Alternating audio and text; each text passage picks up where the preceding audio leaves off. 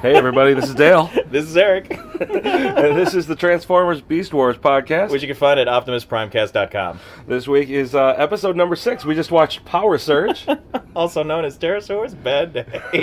that was last week. That was a couple weeks ago, right? Yeah, this is the Drugs Are Bad episode. Yeah, Terrorsaur can't catch a break. Yeah. And drugs are bad. These are things that we're learning. This week, Terrorsaur finds a mysterious floating mountain rich with energon. It makes him incredibly powerful, and he plans to overthrow Megatron and defeat the Maximals once and for all. Yeah, it's a great episode. Yeah, opens up with this great shot of a bald eagle flying majestically through the mountains. Some great camera work there. Really good camera work. I really enjoyed it. And then out of nowhere, Terrorsaur just goes and just eats it. Snaps him right out of the air. Now, it makes you wonder, like, is this some type of bold statement about, the Americas, the United States? Are we going to go there? I don't know. But yeah, so Terrorsaur, goes and he eats this thing whole, and he's like, oh, it's good to be a Predicon. So, what does that have to do with anything? Oh, man, he's just feeling good, he starts out by having a really good day. Well, I mean, in all fairness, everyone loves chicken. Yeah, this is true. This is true. But yeah, it really kind of brings up questions more in regards to the physiology, developing physiology of the beast mode. Of the beasts. Yeah, the beast mode is something mysterious to us, and they are apparently eating food as well as energon. And you know what? It does come to mind that since they get an energon overload when they're in robot mode. But they don't get an energon overload when they're in beast mode. It's like they're running off of 2 different gas tanks. Well, it also makes you wonder, the longer that they stay in beast mode, because nature or let's take human physiology for instance. The longer one person is not exposed to a thing, the less of a tolerance they have for it. For instance, milk, right? We were born, we typically, in the normal natural method, we're mostly breastfed, we have milk from the mother, and then as we grow older, we become allergic to that, we can't digest it, our body can't digest it. So, we have, over the years, have been forcing ourselves over, drinking different various forms of milk, grown a tolerance to it. So people who don't drink milk that often anymore, when they drink milk, their body is less receptive to it, can't digest it enough. So if they spend then everybody that shares a living space with them regrets it. But if they stay longer in their beast mode, do they become more allergic, so to speak, or less tolerant of energon? I don't know. And that's why their other system, when in beast mode, is more geared to eating food, organic matter, and processing it that way. Well, that's a possibility. While we were talking about, before we exit the topic of lactose intolerance, the human animal is the only animal that eats, that drinks the milk of other mammals. No, I mean... Habitually, yeah. Yeah, it'll happen once in a while. Cat will drink milk, man. Cat will drink milk. Cat will drink milk, but they don't seek it out. Not in the wild. Well, I don't know. I mean, you don't have cats. I mean, I do. Yeah. Do they go milk dogs? No, my guys will... They'll chase down the Oberweis guy. Oh, yeah? Yeah. They'll start suckling at the Oberweis teat. Because that guy's a racist. Oh, no. Cats hate racists. But they'll drink their milk. Anyway, back on topic. Yeah, I know. Okay, so Terrorsaur, as he's flying around and eating bald eagles, he eats his bald eagle, and then he stumbles upon a hovering mountain. Yeah, which is packed full of unstable raw energon. And when he discovers this, he decides that he needs to get the heck out of there, and accidentally touches the wall. Well, no, he doesn't. He says, "Hey, I need to check this out, a flying mountain." Well, yeah. Sees the energon. He's like, "Oh, there's enough there's enough fuel an army." And decides, he's like, "You know what? I need to chance a scan." So he transforms into robot mode, into bot mode, and he's like, "Okay, well, I need a sample." So then he grabs it, and he's shocked. He's thrown back into the energon and the main pillars of the energon, and he's basically juicing at that point. Yeah. Energon's been absorbed directly into my superstructure. I couldn't remember if it was a mistake or not, because we had watched this a few weeks ago and then just rewatched it. But yeah, I mean, it was definitely a mistake. He meant to go just grab a small sample to return back and, get Megatron's praise. He ends up mega dosing on this raw, unstable energon. And subsequently becoming mad with power. I've never felt such power! As you do. Mm-hmm. So first things first, rage. like when as soon as that happens... What is the thing that you most normally would have to do? You have to seize power and kill Megatron, right? Yeah. It's time for a coup. Yeah. Megatron. So so Terrorsaur hasn't really had the best of luck with these type of power struggles. No, he hasn't, and he recently tried to team up with Dinobot. Yeah. And do the same thing, but now he finds himself in a situation where he can do it alone. So he does. Yes. Right? Or so he attempts to. So he goes back to he base. totally does. I'm invincible!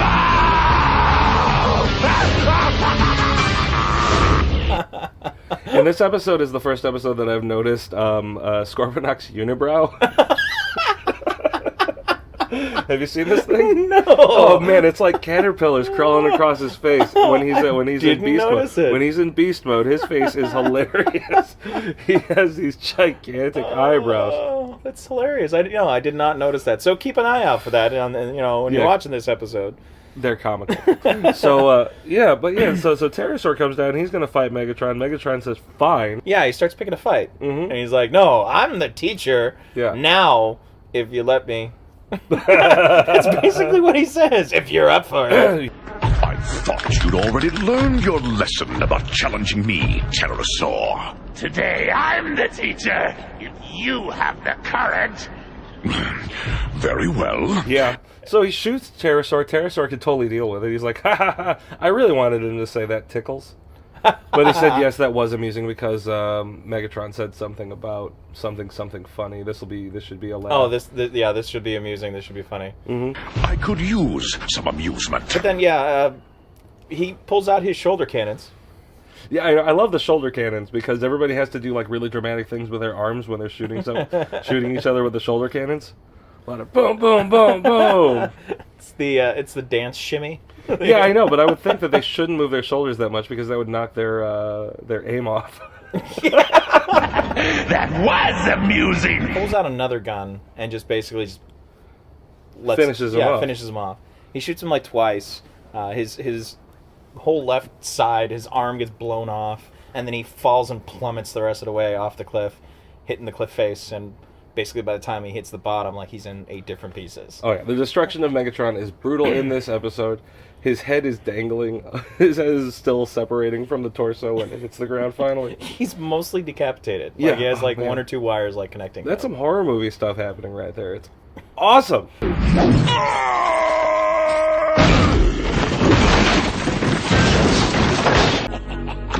Megatron? And then his eyes go to black. Yes, and then his eyes go to black. Megatron be dead! Apparently. Yes. He's just disassembled. The thing is that you will find out that, look, you have to destroy the spark in order for the Transformer to die. And his spark is still intact. His body is just in lots and lots and lots of pieces. It kind of...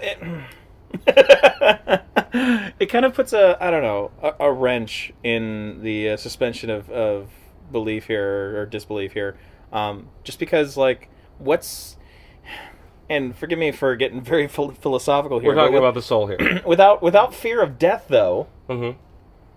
What's the point? Oh no, you do have a fear of death. You have a fear of the each robot body has a spark chamber, and that is inside. And that spark chamber, that's the Transformer's soul. And if you destroy the spark, or find yourself in a place where you cannot rebuild the body, and can't house the spark, then that spark joins the Allspark. Okay. It goes back, and it's gone. I'll roll out on that day. Whatever you say, Dale. No. But I mean, if that is truly the case, then how come it isn't imperative that when these people do? I mean, I understand the Maximal side. If they don't want to actually kill the Predicons, they just want to stop them. It's hey, stop it. But in this instance, like with the Predicons, they want to kill them. So why wouldn't Terrorsaur finish him off and kill his spark? Transform and roll out.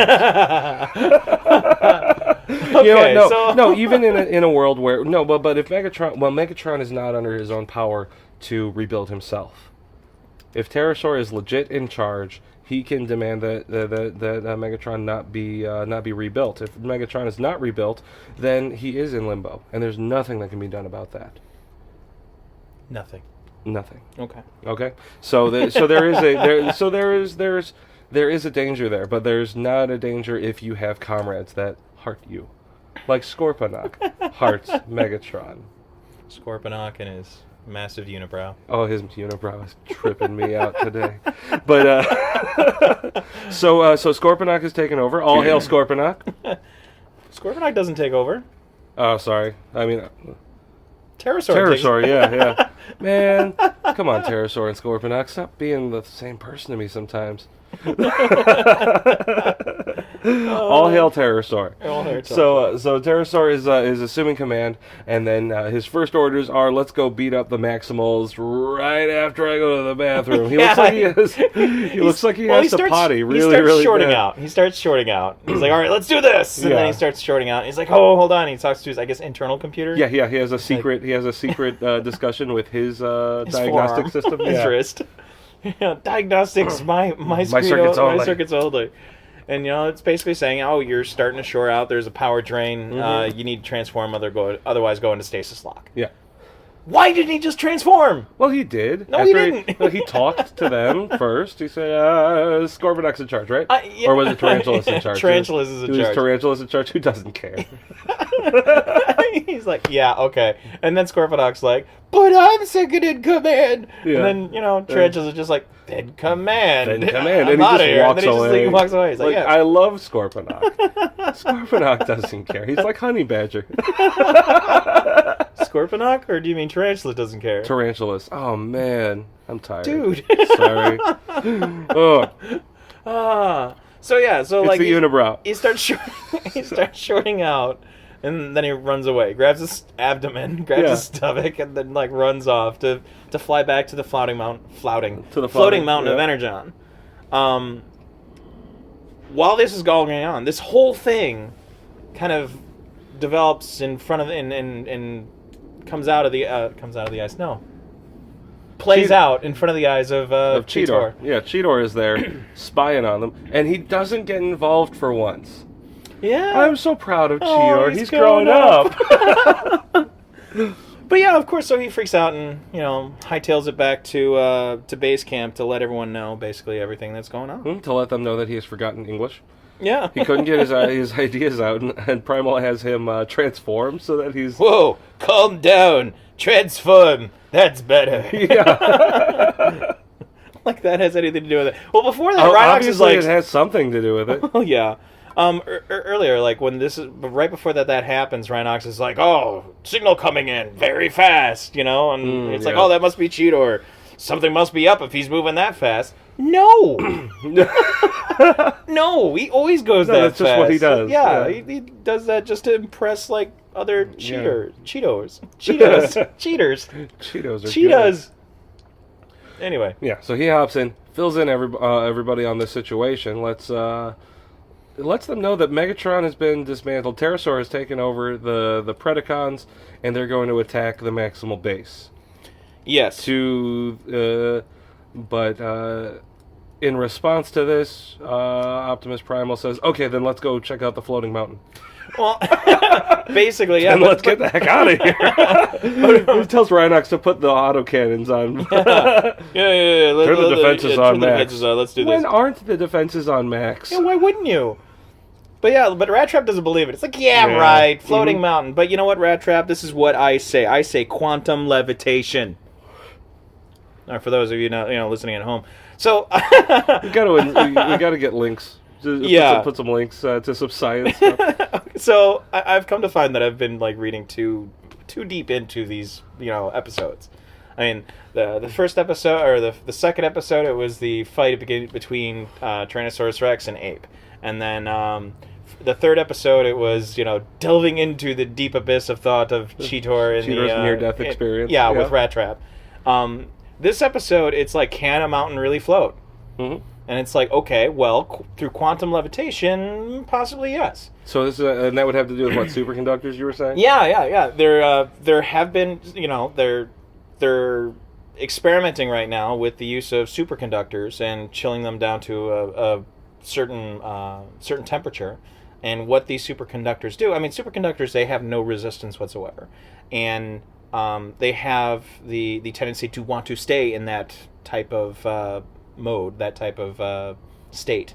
So when you introduce a magnetic field to a superconductor, the magnetic field trying to pass through the superconductor will resist against the magnetic field, because the magnetic field causes resistance. Mm-hmm. So what the superconductor does, Dale's giving me this like really blank stare right now. The superconductor basically locks a few of the magnetic fields in place because it doesn't like them to move. So these are called flux tubes. So it locks it in place and basically suspends the superconductor in place. And you can tilt it and you can move it and there's no resistance and it's just locked. It's quantum locked in position. So... And in space, not in space, with nothing touching, no physical contact whatsoever. Mm-hmm. And you could, it's not only just repelling force, but you could flip it completely upside down and it'll hold it in position there on sideways, you name it. Huh. So yeah, I mean, it's just really freaking cool. Do they do this is this only like a particle demonstrated, like demonstrated in like particle physics? Or No. Can you do it with bigger things? Yeah, What's the biggest thing you've seen? The biggest thing that I have seen done it is with a 3 to 4 inch disc. Oh, okay.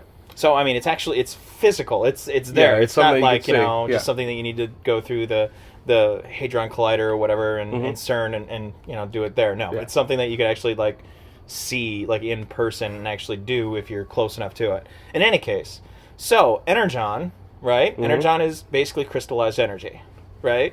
So if energon is crystallized energy, we could kind of roll out and say that energon is maybe a superconductor of some sort, and the amount of energon that is there is enough for it to lock in these flux tubes and lift something very, very heavy, or basically unlock it.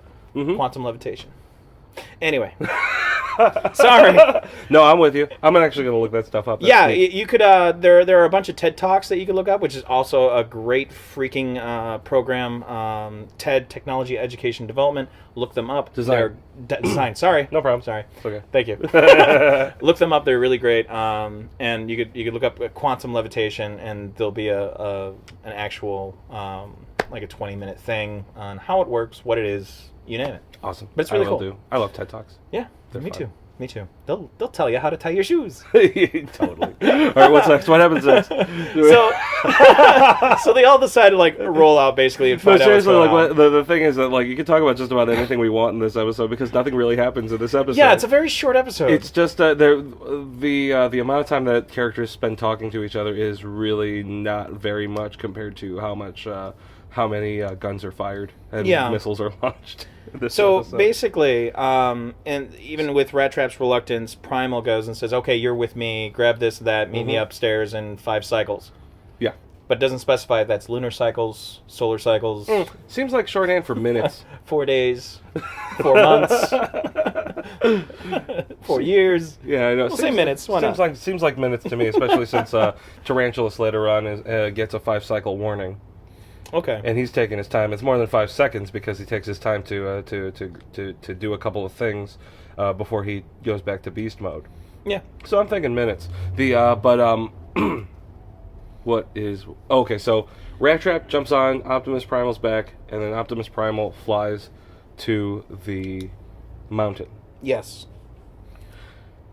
Because they're gonna blow it up. Yeah, because they're gonna blow it up, and they're not gonna try to take it over and establish control over this. They just don't want the Predicons to have access to all of this raw energon. Correct. And that's wild. I think that it's a resource war. Yeah, so the thing is that you'd think that they might want it. It would, but with I think it is a resource war. But let's face it, I think Optimus Primal is a bit lazy. Yeah. Because he's the only flyer, right? Because so his options are to fly over there and harvest energon himself, or fly everyone up one by one, and then fly down all the energon by him, and then fly down everyone else one by one. I think you're right. It's like, hey, don't you want it? He's like, no, we're just gonna blow it up, bro. That does work. So they head up there, and and there's a little bit of banter here between Optimus Primal and Rat Trap, where they're like, okay, so what are we gonna do? We're gonna blow this thing up, are we gonna save or whatever? He's like, just do it, we'll be fine. Don't worry about it. We'll take care of it. So they get up there. They sit for 5 minutes, and Rat Trap's like, well, what if you're not back by then? Because the thing is that Terrorsaur shows back up. Yeah, Terrorsaur shows back up to recharge, and now he is fully juiced. Yeah. And then and that's when Optimus Primal is going to go distract Terrorsaur, and that gives Rat Trap 4 cycles to set a bunch of charges up and blow the mountain. Yes. And that's when in a very plutonic sense. Yeah. Platonic sense. And that's when Rat Trap says, well, what happens if you're not back? It's a long way down. It's a long way down. What does Primal say? It's like, yes, it is. What a jerk. Yep. Yep, it is. Good luck. If I see you, I see you. Yeah, if it's yes, it is a long way down. So Rat Trap opens up his hotbox hiding spot, pulls out some charges, sets him up on the energon, while Primal goes off to chase after Terrorsaur. After Terrorsaur, and fight Terrorsaur for a little bit, who is a little bit more... I like how when Primal shoots Terrorsaur, now Terrorsaur is mad. Apparently, Optimus Primal has better bullets than Megatron. No, he's just not using the tickle bullets. Yeah, he's not using the tickle bullets. He's using the real ones. He's using the real ones. Life and death, Dale. Life and death. No, this is true. But yeah, so they're fighting, they're doing your typical dogfight, chasing around and stuff, and banter here and there. Nothing. I mean, yeah, there's some cool moments, but there's not really a lot to talk about. No, I know, but that's the great. Actually, kind of honestly, I'm going to argue that this is a good thing because this is the first show with the least amount of puns. Yeah. We're not necessarily looking at super juicy writing in this episode. Who wrote this? We didn't even talk about that. I'm terribly sorry. The writer was Larry DiTillo, and the episode was directed by Nicholas Kendall. Okay, I like the direction. The writing just seemed a little thin.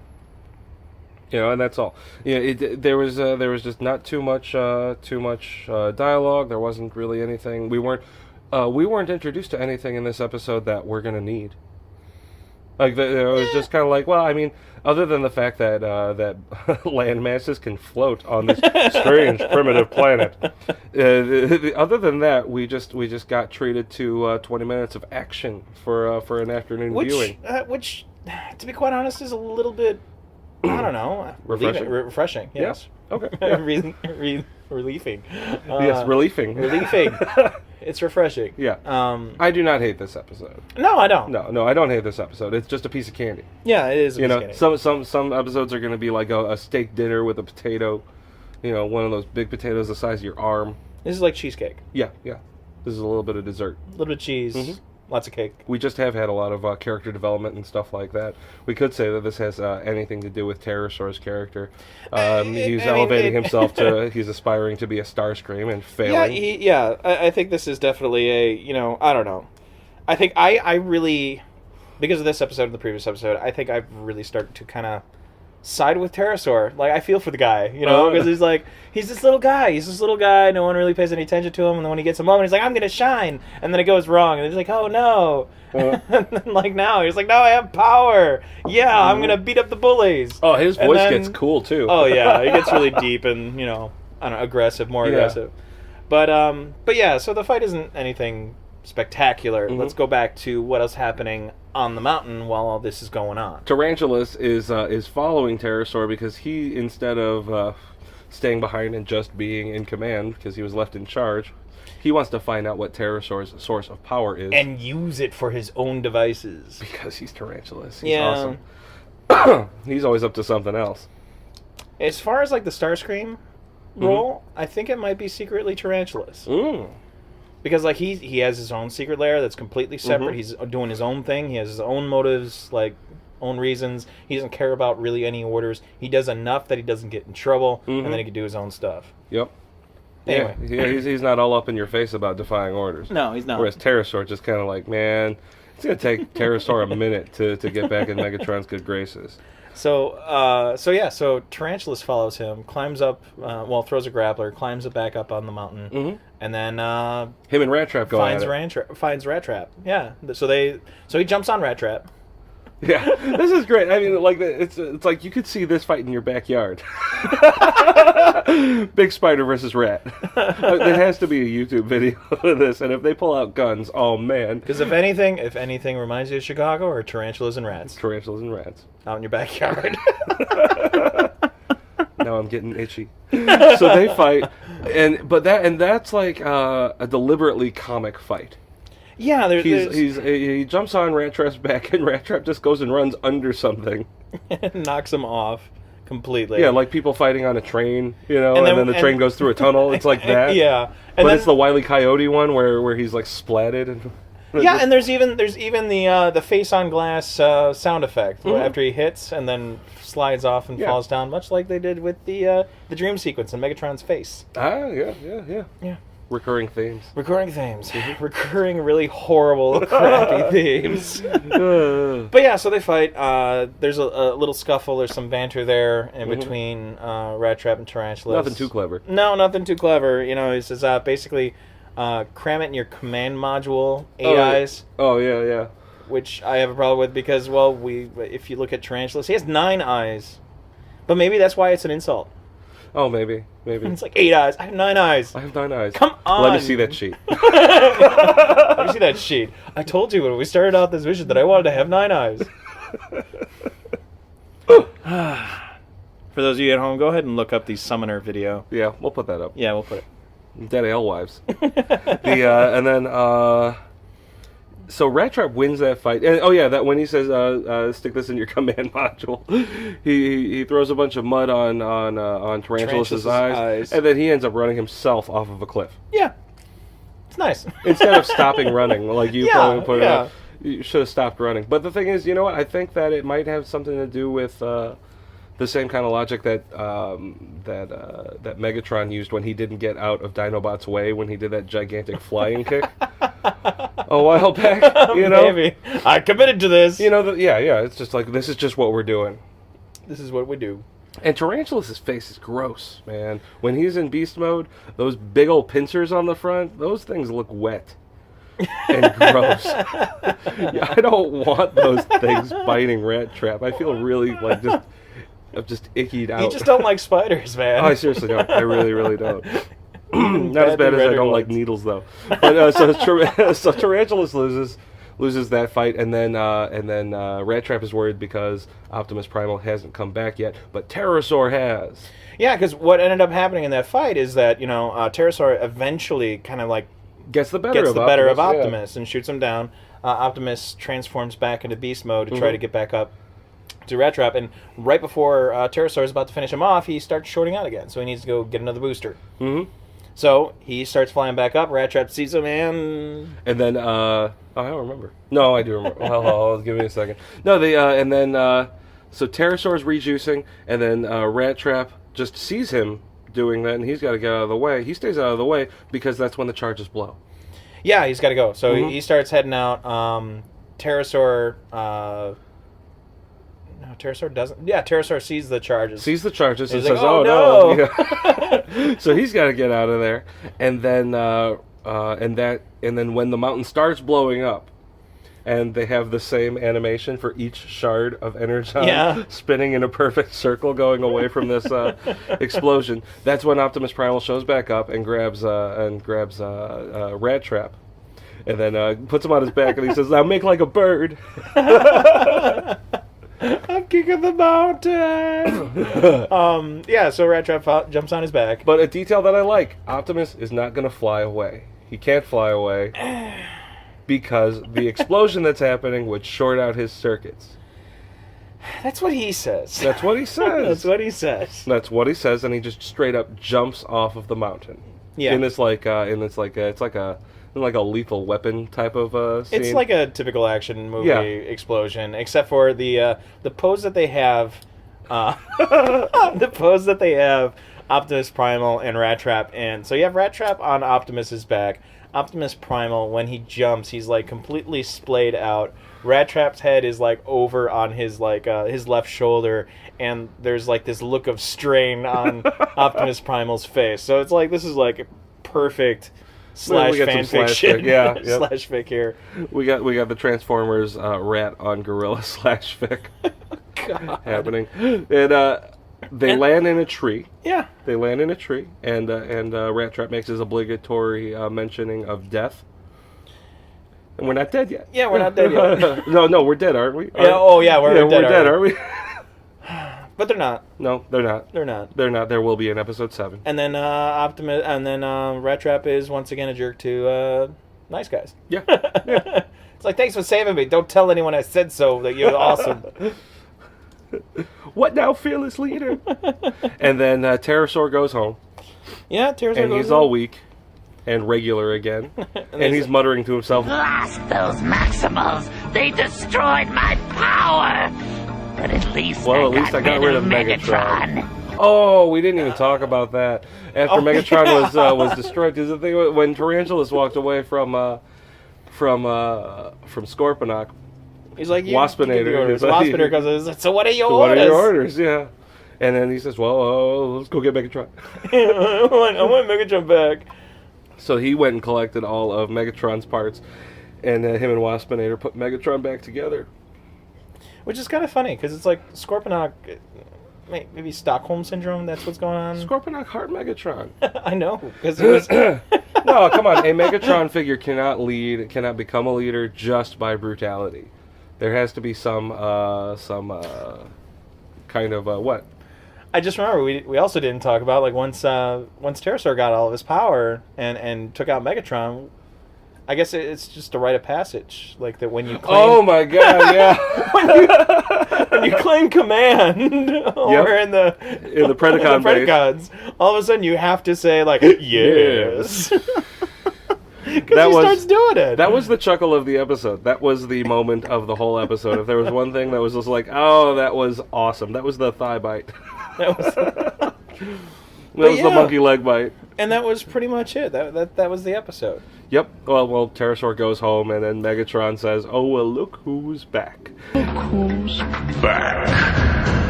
Help! And it means two different things. That was clever writing. Yeah. Mm-hmm. Good job, Larry. But yeah. But no, I mean, like, overall, it's a very short episode. I really enjoyed some aspects of it. I just feel even more so bad for Terrorsaur in this entire episode. Well, maybe things will turn out all right for him. Maybe. Mm-hmm. Well, that was episode 6 of the Transformers Beast Wars podcast. I'm Eric. And I'm Dale. And you can find us at OptimusPrimecast.com. We'll see you next week.